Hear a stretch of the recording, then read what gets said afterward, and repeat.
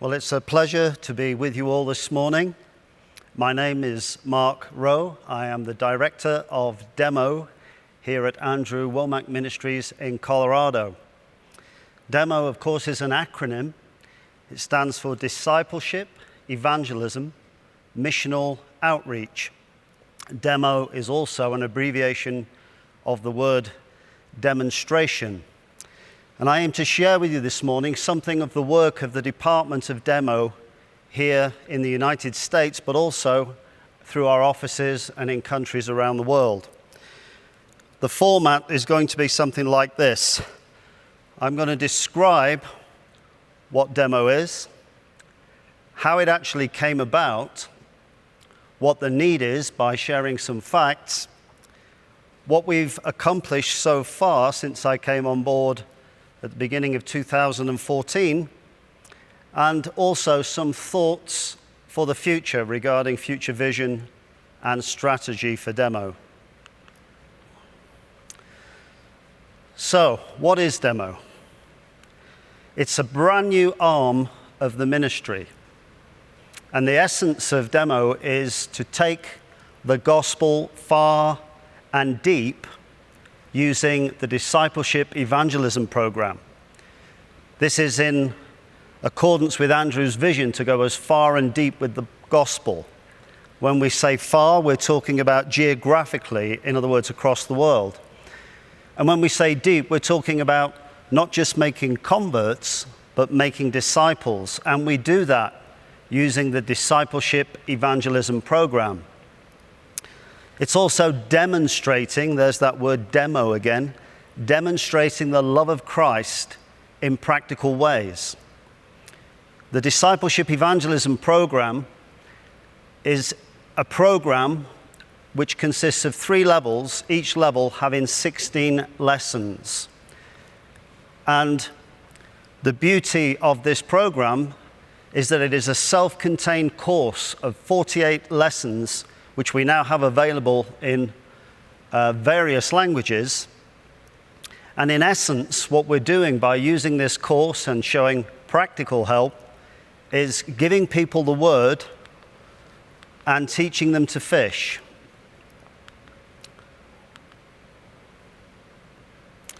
So the question is, how did this come about? Why do we have Demo at all here at Andrew Wommack Ministries? I just want to give a little bit of testimony about how this came about. So 4 years ago, almost to this time, which is now July, August of 2016, about 4 years ago, my wife and I, Leslie, I'm married to Leslie, we were minding our own business, running a small church in a rural area in the east of England in a county called Lincolnshire, where some of the very first settlers came from to America some 400 years ago. Leslie and I had pioneered a small rural church, a community church, and the Lord had really prospered the church. We served a small community of 3,000 people, and God really blessed the work, there's no doubt about it. At the same time, we were together facilitating and leading an international worship ministry which was actually operating in 7 different countries. So life was good. But all of a sudden, the Holy Spirit spoke to both Leslie and myself independently of one another, and he told us that we were to hand over the church and the international worship ministry and position ourselves in faith for the next chapter or the next season of our lives. We had no other information other than we were to hand over the church and hand over the ministry and wait on God. So that is what we decided to do. Now, for some years, I had been connected with Paul Milligan and Greg Moore, because by a mutual connection, I ended up in 1999, the year 2000, going over to Texas to a conference that they started and leading some worship and just taking part in the conferences which were for pastors. When we shared with Paul Milligan what God had spoken to us, he asked, well, what are you going to do? We said, well, what God's told us to do. But he said, well, where are you going to go? We said, well, most of our family, even though we're British, live in Australia, in Western Australia. Perhaps we'll go there and see the family. And we pioneered the church 13, 14 years before, and we've been running non-stop since that time. And we thought, well, we'll have a bit of a rest, a bit of a sabbatical, as we call it, some time out. And Paul said, well, listen, why don't you guys come and hang out with us in Texas? Paul Milligan, of course, is now the CEO of Andrew Wommack Ministries, but at that time he was a board member and was just pioneering setting up the business track, which many of you will be familiar with. So he said, come hang out with us. Well, we handed over the church. We took 12 months to transition the church to a spiritual son and his wife, and built a team around him and transitioned the international worship ministry. And basically we set off from England with 2 suitcases and enough money to sustain us for about 4 weeks. Everything else we gave away. How many of you know, as Hebrews 11:6 says, without faith it is impossible to please God? And that's what we wanted to do above all else. Of course, we'd been listening to Andrew for a number of years at this point, but hadn't really met Andrew. We'd been to a couple of pastors' conferences here, or actually down at Elkton as it used to be. And so we set off and we came here. Long story short, during our time here in America, we thought we were going to stay a few weeks. We ended up staying 15 months with Paul and Patsy Milligan, who were very kind to us. And during that time, we met Andrew. Now, when we had the church in the UK, which was in a small town called Alford, A-L-F-O-R-D, we'd started using the discipleship evangelism program. I found it was probably one of the most effective courses that you could possibly use to take people through the basics of the Christian faith, lead them to a place of not just getting saved, but baptized in the Holy Spirit, and then coming to a place where they can teach others. And this is the thing I love about the discipleship evangelism program. It is self-contained. Almost anybody could teach it. And if you go into a country and release that program in the language of that country, it's like a spiritual virus, in my opinion, that no one can contain. So we shared with Andrew one night that we had dinner with the Milligans and with Andrew and Jamie, that we'd used the program to great effect in our little church. My brother also had been alcoholic in his 50s. I started sending him lessons of the discipleship evangelism program, and it transformed his life. He got gloriously saved and went on to teach the discipleship program to people on the streets in the town where he lived in England. So we shared that with Andrew. We also shared that we were very much missions-hearted. Even though we'd had this little church in the middle of rural England, we had a focus on the world. And my wife and I would often take trips to Eastern Europe to go and minister in churches. India, we had a fair trade business where we used the money for missions, and so on and so forth. We'd traveled all over the world during our time as church pastors, basically just had a heart for missions. And one of the places we'd been to, and it was an invitation from a charity to my wife Leslie, was Uganda. And she'd been asked to go and teach IT and train the staff at a project called Wellspring in a place called Bweyogerere, which is just outside of Kampala, where I currently now do a lot of work. And she taught and trained the staff how to use computers and the Microsoft Office program. She was a qualified Microsoft Master Trainer. And I came along for the ride, really. But I went into the bush with our host and saw them doing micro enterprise, creating small businesses by doing small loans in the bush. And I saw the transformation that went on there. And I was amazed and thought, this is an incredible thing to do. Little did I know I would be doing that all these years later. But we shared this with Andrew, that we'd been in Uganda, and then all of a sudden he just turned around in the middle of the meal and said, "Hey, would you go to Karamoja for me?" And I just kind of took a step back and said, "Karamoja?"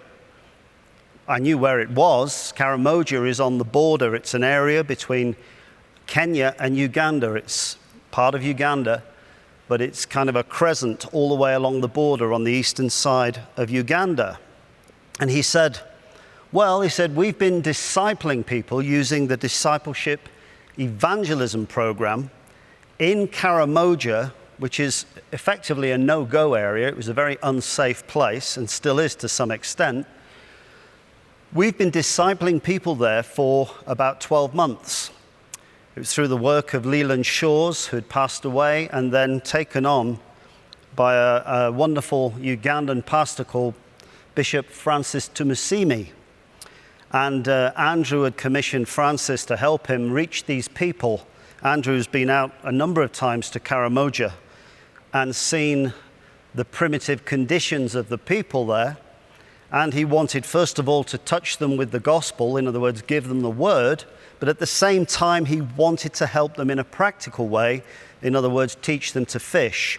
And that's where we come up with this little strap line, give them the word, teach them to fish.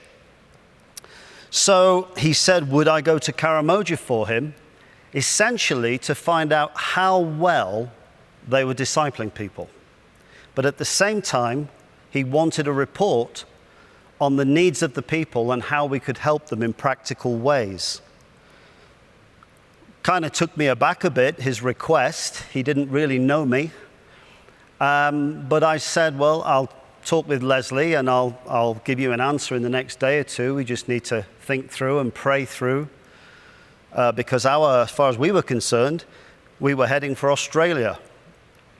Anyway, we decided that this was of God, and I said I would go. And so I went to Karamoja, spent the best part of 2 weeks traveling up the border from south to north, visiting the churches and the communities, finding out what the needs were and looking at how well they were discipling people using the DE program, the Discipleship Evangelism program. When I came back, I submitted a report to Andrew in a very narrative style, in other words, telling it in a story-like fashion. And Andrew was really blessed and impressed by the report, and he said, I've got to have you work for me. What will it take? I said, well, for a start, it will take a visa, and we literally had days left on our tourist visa, in which case we're going to have to leave the country. And I know there were people in the ministry, Brits, who had also trodden the same path and gone for visas, and it had taken them months, as much as 18 months. But we basically stood in faith for a visa to work here, a religious visa. I was an ordained minister, and because of other qualifications, I qualified for that particular category of visa. So we applied, we had to leave the country. Somebody at the little church we were going to here in Woodland Park said, we said, will you stand with us and believe for a month for us to have a visa and be back in the country? Somebody at the back of the room said, well, I believe it's going to be 21 days. And I said, well, oh Lord, okay, 21 days it is. Well, we left the country, we went back to the UK, we traveled to London from where we live, and we visited the American Embassy. And we left the embassy after our paperwork and interviews, and on the 21st day, we got an email from immigration saying that your visa application has been granted. And we were literally back in the country within 1 month, ready to take up this position of Director of Discipleship Evangelism. Now, on my first day, I was also asked to oversee the international operations, no small feat, on a temporary basis, which I did for about a year, 18 months, as well as the discipleship, evangelism, missional outreach. So that essentially is how it came to be.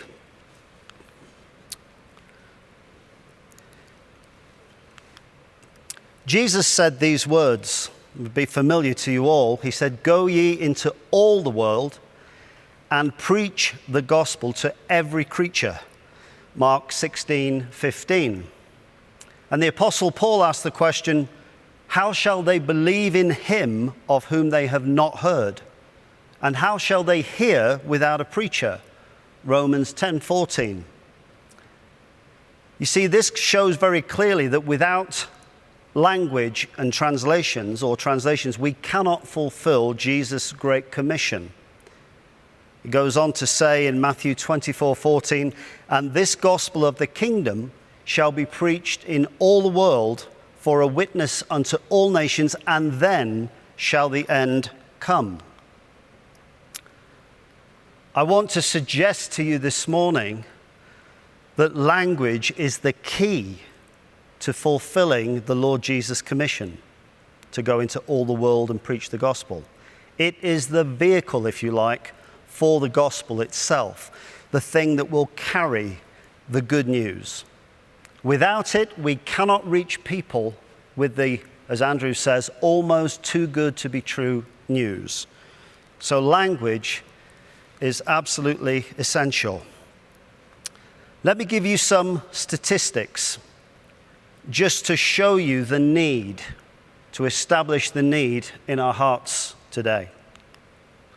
There are currently 7.4 billion people on planet Earth today, speaking between them 7,102 known languages. 2/3 of those people, that is 4.1 billion people, speak only 23 languages. So you can see that the remaining 3 billion or so people speak an awful lot of languages between those few. English is by far the most widely spoken language. When you take into account native speakers, and then people for whom it's a second language, and then also people of another tongue who can speak English, it turns out to be somewhere in the region of 2.15 billion people. The DE program, the Discipleship Evangelism Program, is currently translated into around about 30 languages, and I believe we have 3 pending, 3 in the process of being quality controlled. That's almost 4 billion people that we can reach with the DE in the translations we currently have. Just throwing this in because most populations in the world today are in negative, they're in decline.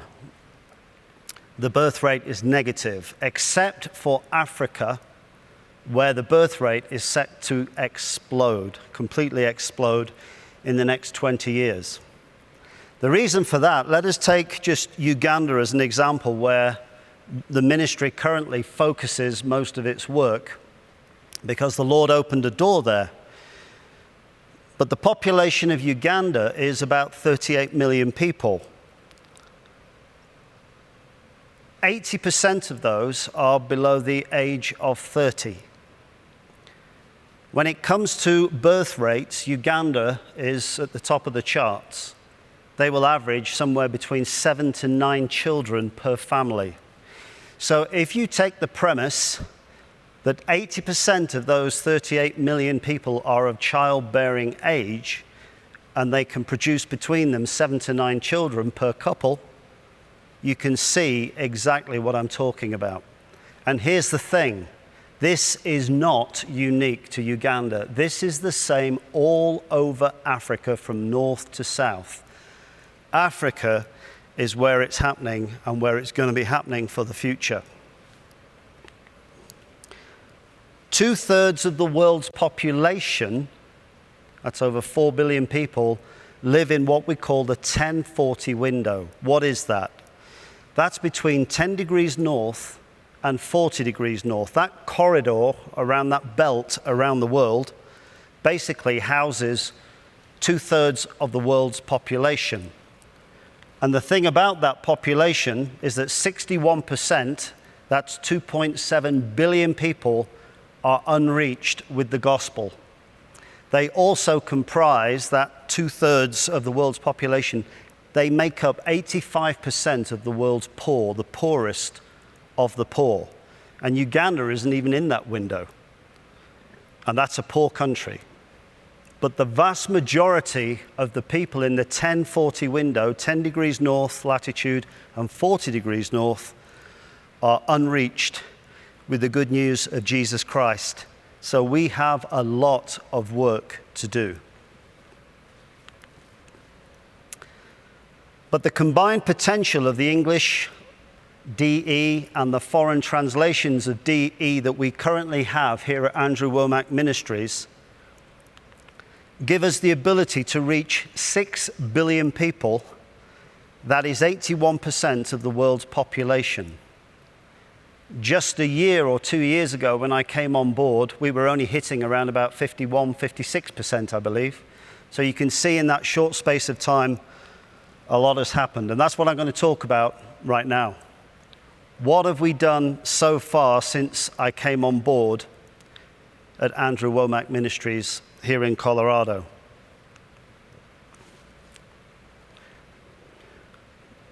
These were some of the goals that I had for Uganda for this current year. To translate the program, the DE program, into as many languages as possible.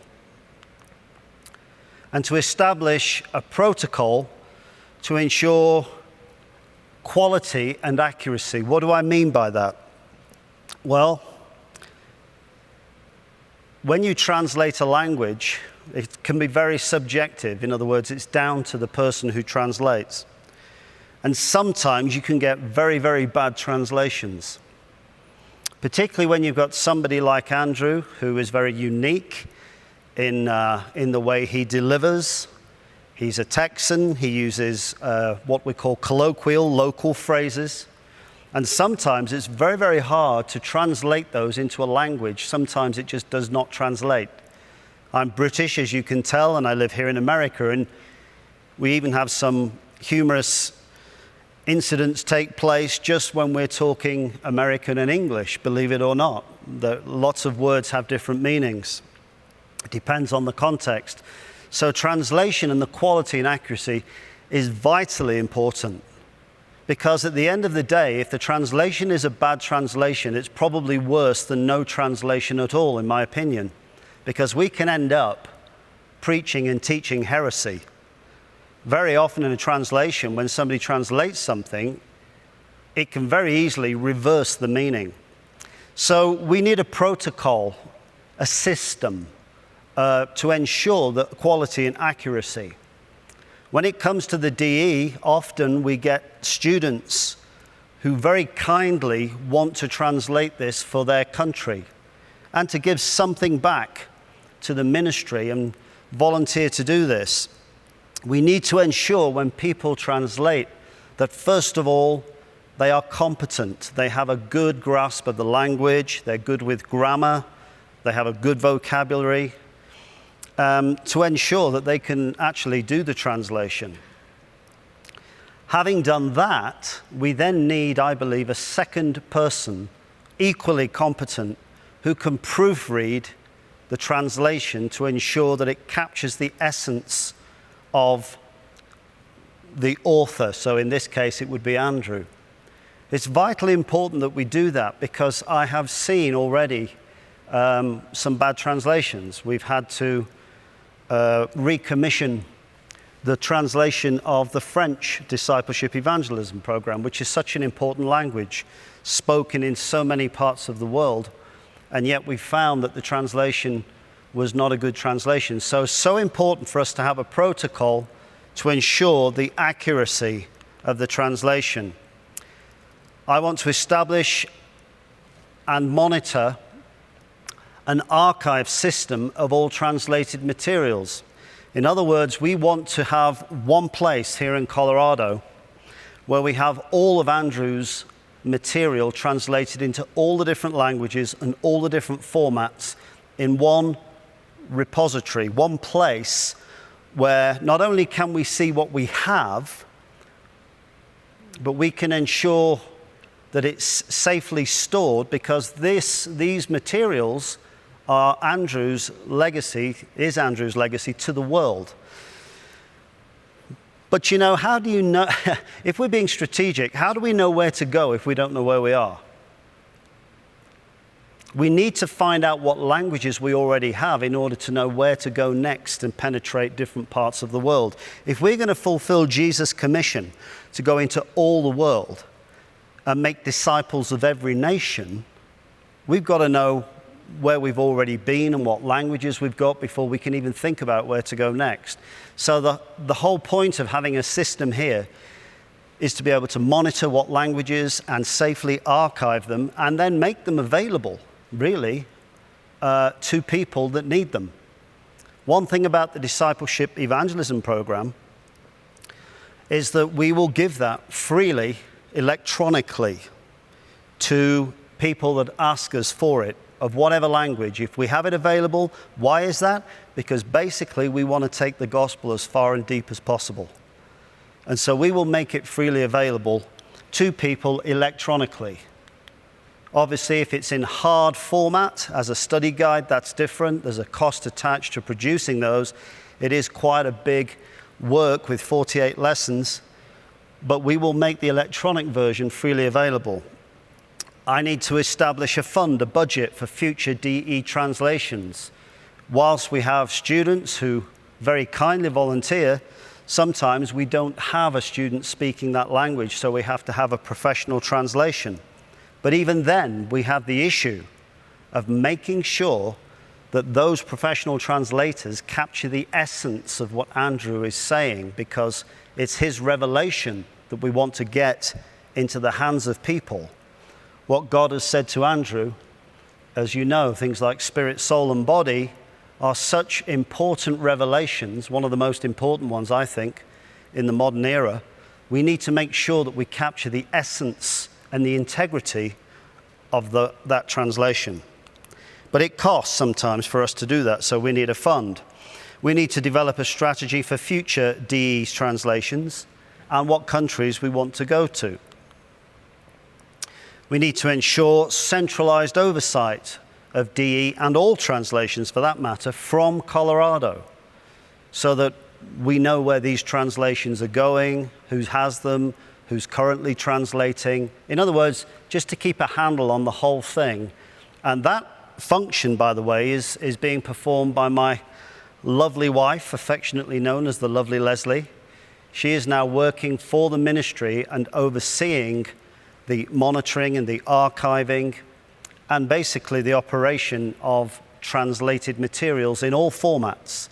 And a lot of work involved, but she is currently doing that for the ministry. And that's a real blessing for us, and I believe for the ministry too. We need to continue discipling and training in Karamoja in Uganda, where we began this work. That's currently where our focus is. But the idea for demo is to take the model we have in Karamoja and start to introduce it to other countries in and around Africa. Continued goals.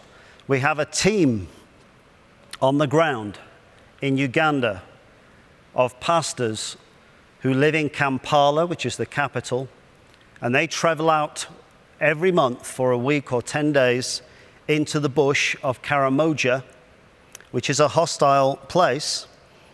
And basically they go, they show the Jesus movie in the local language. The Jesus movie is an incredible tool, evangelistic tool. It's been widely used. It is currently translated into over 1,300 different languages. But when you consider there are 7,100 plus known languages, there's a long way to go, but it's an incredible tool. We use it to get people saved. It provides a context for people, particularly in a place like Karamoja, which is very primitive. It's what we call a pastoralist society. These are people, like in ancient biblical times, who herd cattle and goats. So when you show the Jesus movie, you're able to provide a context for these people for the gospel. Because it's like Andrew says, if you don't do that and you start talking to people about the Romans, the Jews, the cross, and so on and so forth, they have no point of reference. So the Jesus movie is amazing, and we send our teams out and they go preach the good news using the Jesus movie and get people saved.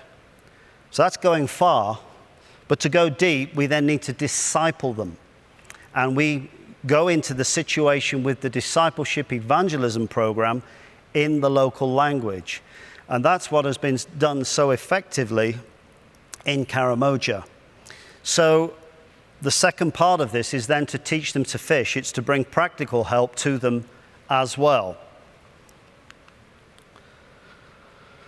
But we need to continue supporting the team. How many of you know it costs money to do these things? We have a team of 4 pastors going out every month. There's transport, food, accommodation. We provide a special backpack that we get from one of our partners called Renew Outreach, an amazing Christian ministry who provide technological equipment for us to go and share the gospel in remote places. And we use solar-powered micro projectors, HD projectors that are powered by solar panels. We can put them in a backpack with a complete screen, a 92-inch screen, high definition, which you can view on both sides. And we can go self-contained into the bush with a backpack, and we can show the Jesus movie with full sound to up to 1,000 people with one of these little backpacks. And they are being used incredibly effectively, and that's the tools that we use. We started out using basically an old screen and a video projector with a generator. I mean, it was just incredible when I see in the space of just 2 years how far we've come from the first time I went out to Karamoja and went with one of the teams to show the Jesus movie in a Karamojong village. And these people are very primitive. 1 in 10 at best are literate. And that means that the discipleship program, which is delivered by our team, has to be done in an oral kind of tradition, very much the way in which people were taught in the Old Testament times, and also to some extent the way Muslims train children, by rote, in other words, repetition. But our guys in the bush, these Ugandan pastors, have to go and virtually act out the gospel, tell the people the stories, and then they get them to stand up. So they'll teach one point. They'll then ask the people in the congregation to stand up and to repeat back to them what they've learned, what they've understood. And it is amazing how these people who cannot read or write, but how they can remember and how they can then tell the stories themselves in their own way with incredible accuracy. But that's the way that we have to operate very often. On the practical side, we are drilling water wells. I found when I went to Karamoja the greatest need. It's a dry, barren place. Karamoja being the border between Uganda, eastern Uganda, and western Kenya, it's very high elevation, between 6,000 and 14,000 feet. The south end of Karamoja has Mount Elgon, which is the same height as Pikes Peak. I'm just looking out here of the side window here in the sanctuary at the beautiful Pikes Peak, 14,100 feet. Mount Elgon is the same height. And basically the border is a chain, an extinct chain of volcanic mountains that have eroded. Bone dry, because all the water basically rushes down from that elevation into the center of the country, which is lakes. The River Nile goes through Uganda, through the central lakes, and eventually finds its way into Lake Victoria. So it's a very dry place. The rest of Uganda is incredibly fertile. incredibly fertile. It sits right on the equator. But just 200 kilometers to the east, it is bone dry, arid, very little grows. The people are quite ferocious. Up until 5 years ago, they were armed to the teeth. Every Karamojong warrior had an AK-47, and for the most part, they used them. Any missionaries and visitors were not welcome. As I traveled up the border 2 years ago, I saw memorials all the way along these dirt roads to former missionaries. Many of them were Catholic priests and nuns who had been slaughtered. And they would use these weapons because the Karamojong are constantly warring with the Kenyan tribes, the Maasai and the Turkana. And even when I was there recently, a few weeks ago, in a place called Katido towards the north, just a few miles from where I was, 40 men and boys were slaughtered by the Turkana tribe who came over the border and slaughtered the Ik people. The Ik, I-K, is one of the smallest people groups on the earth, and we are discipling those people. We were training pastors while I was there, and one of those pastors, that was his area, and one of the young men who was killed, shot in the back as he tried to run away, was one of his spiritual sons. 40 men and boys were slaughtered that night while I was there, and the women in the village were raped, and the village was basically decimated. And that goes on all the time. And 5 years ago, the Ugandan government disarmed the Karamojong, took the weapons off them, quite brutally, forcibly. The upshot of that is, of course, then that makes them vulnerable to the Kenyan warriors who are still armed. And for that reason, we have Ugandan troops all along the border, but it's a big border to protect, and these tribes still get through, and that's what happened. But we are currently drilling 11 water wells in Karamoja along the border to provide water because the greatest need was that.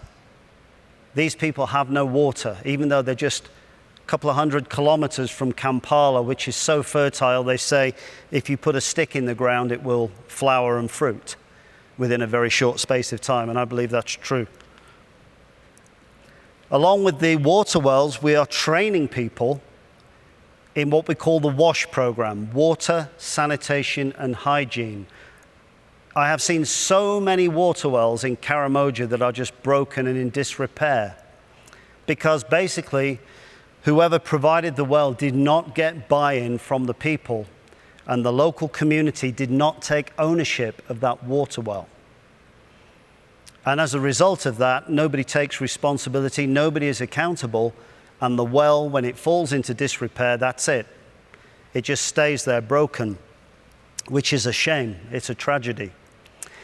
So an important part of our well drilling is the WASH program, training and education. It actually adds quite a bit more to the bill when it comes to drilling wells. Currently, the cost of a well is around about $6,500. But with the WASH program training on top, it's around about $9,000, but it's worth every cent. Because basically, we get the whole village involved. We get the local elder, what they call the LC1. If you don't get the LC1 on board, you can forget it. But you get the local elder, the local water board. We have representation from the church, from the community, from the older people, from the youth, and women. We insist that 50% of the committee, they form a committee to oversee the well, is made up of women. They have a chairman, a treasurer, and a secretary. Then they have a pump mechanic and an assistant who is trained and provided with tools. So you can see that the whole of this program is designed to ensure that that well continues for the future and stands very little chance of breaking down, because what we insist is that the pump mechanic, when they're trained, they have to go fix some of these broken wells so that they get experience, but that also benefits the wider community. So this is just some of the work that Demo is currently engaged in.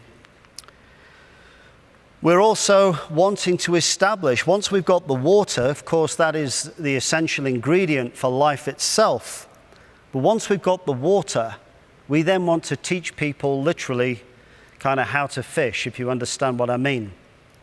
How to use that water in efficient ways to produce food for the community in what is a dry, arid area. One of the systems that we want to try and teach is what we call aquaponics. Aquaponics is very, very popular here in America. Even here in Colorado, many churches and different places are employing aquaponics. What is it? It's a system where basically you use fish in a tank to water and fertilize troughs which have soil and gravel in them to basically grow lettuce, tomatoes, etc. And the water comes from the fish, it fertilizes the vegetables and the salad, and then it's pumped back round. As it goes through the soil and the gravel, it filters the water, and the water returns back into the fish tank as fresh water. So it's a completely enclosed system. Highly efficient. You may lose water through evaporation, but at the end of the day, they can grow huge quantities of food just using a few fish. And the beauty of it is, as the fish grow, you harvest the fish, you just introduce a few more. You might even have your own little fish hatchery as a sideline to that. But aquaponics is just one example of a system that conserves the resources. So it's very green, as we say. It's conserving the water and the resources, takes up very little space, and basically can produce a lot of food, which not only will feed a family or a village, but they can sell the excess produce. So that's the kind of thing we want to do. And even here on our campus in Woodland Park, I am currently constructing an aquaponics system to teach and train some of our students and just show them, introduce them to kind of practical missions. But it will also be self-financing, because we'll be able to sell the produce to our students and staff and just cover the cost of running the thing. But I want to use it to model other systems that we might use out in Karamoja.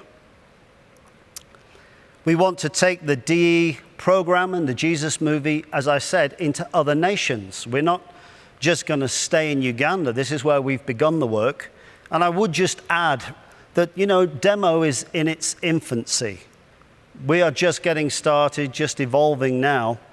And as we establish the model for discipling, but also for these other things, the projects around the wells, we want to be able to take those into other countries and establish this in those countries. Now, one of the countries that we wanted to go into was Congo. And a few weeks ago, I was due to go there with a colleague of mine from the ministry here, an evangelist by the name of Steve Bartlett. And Ricky Burge, I'll talk about in a minute, is a young man who works on the ground in Uganda for me, for the ministry. He's from here. He's a graduate of the school here in Colorado. We were due to go to Congo, but unfortunately, we could not obtain visas. I even had to go to Washington to retrieve my passport so that I could travel at all. And when we got to Kampala a few weeks ago, in the newspapers, front page, there were stories of Ugandan police officers being slaughtered in eastern Congo, just over the border where we were supposed to have been. So the door was closed for a season. I believe God knew what was going on, and I believe we were protected from harm on that occasion. But just to let you know that for months I have been working on translations of the Discipleship Evangelism Program so that we now have the DE in Swahili, which can be used in several countries around Central and Eastern Africa. We also have it in Congolese French. In other words, we're tooled up and ready to go. We're ready to go into that country as soon as the door opens for us to go. And we had arranged with a lady called Julie Mapatano, another graduate of our college here. She is Congolese. Julie has a ministry there called Redeeming Love. She works with children, we were due to go and meet up with Julie, but she also had been approached by a Congolese pastor or bishop who had over 600 pastors wanting to be discipled.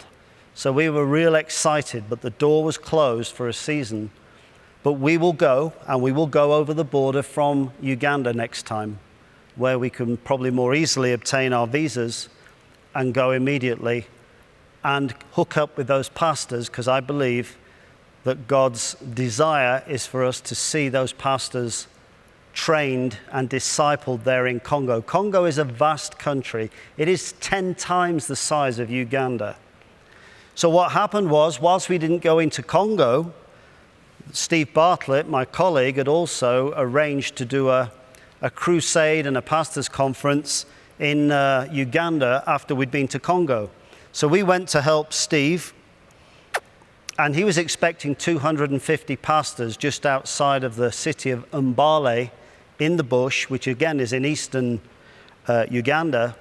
He expected 250 pastors. When we got there on the first day alone, over 1,000 pastors had turned up, plus 500 women, plus a whole bunch of youth workers. We were just completely overwhelmed, but we were able to minister to these people. Steve had asked me to speak as well, and also my young colleague Ricky Burge, who is my operations manager on the ground in Uganda. And we introduced the DE to some of those pastors. We gave them examples of 2, 3, 4 lessons, and then I asked them how many of them would like further training. We had over 600 sign up. So whilst one door closed for a season, God opened another door, and these pastors came from all over Uganda. We currently are ministering in this strip, Karamojo, this remote area, which even the Ugandans don't go to, by the way. I've taken Ugandan people into Karamojo, and it's the first time they've ever been, and they are shocked. They really are shocked. They see the Karamojong as kind of third-rate citizens. It's a strange thing. But these other pastors came from all over Uganda, so God has opened up the rest of Uganda to us, and what a blessing that is. And my young colleague who is in charge of operations on the ground in Uganda, a remarkable young man called Ricky Burge, he basically will be going back later this year to train those pastors and start discipling these guys from the rest of Uganda. And of course, we want to take DE into other nations as the Lord opens the doors for us.